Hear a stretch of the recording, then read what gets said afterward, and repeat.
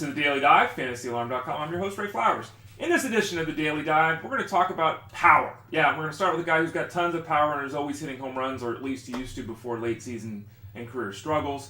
Let's talk about Ryan Howard, and we're going to start with the number 85. That's the number of at-bats it took Ryan Howard to hit 7 home runs this season.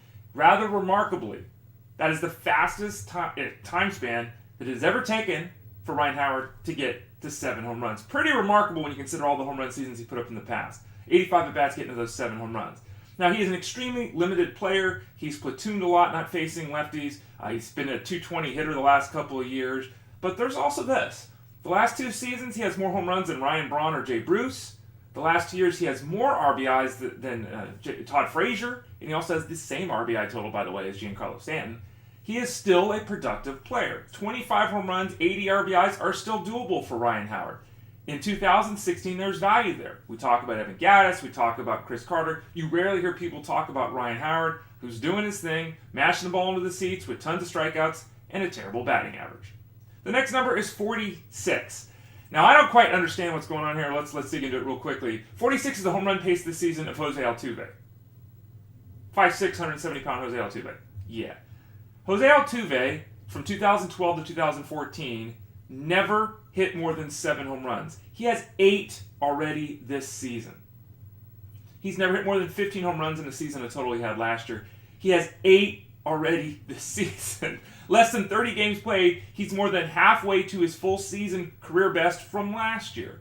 Here's the real issue with Altuve, besides the fact he's 5'6", 170, and this obviously isn't his game. The fact is this. For his career, he has a 7% home run to fly ball ratio.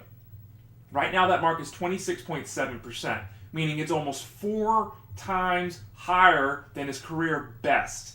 It is impossible that he will sustain his current pace. In fact, his current pace of 26.7 in that home run to fly ball category would have been the 4th best in all of baseball last season. The power surge is tremendous. It's fantastic. It's a great boost to Jose Altuve's already impressive top-shelf fantasy game. But even hitting 20 home runs, despite this hot start, is going to be a stretch for Altuve.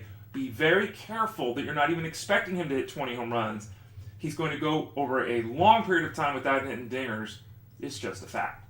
And then the final number is 895, which happens to be the OPS this season of Steve Pearce of the Rays, who's had a great start to his Ray career. Now, he had a 930 OPS a couple of years ago in his breakout performance, but he really struggled last season with Baltimore. Now, he's already 33 years old. He's not going to become the superstar he was expected to be, but he can be a very competent major league hitter. He's not playing much against righties, which really limits his value in mixed leagues. But as of now, he has an 1100 OPS against left-handed pitching. In the DFS game, he's someone to remember when the Rays are facing a lefty.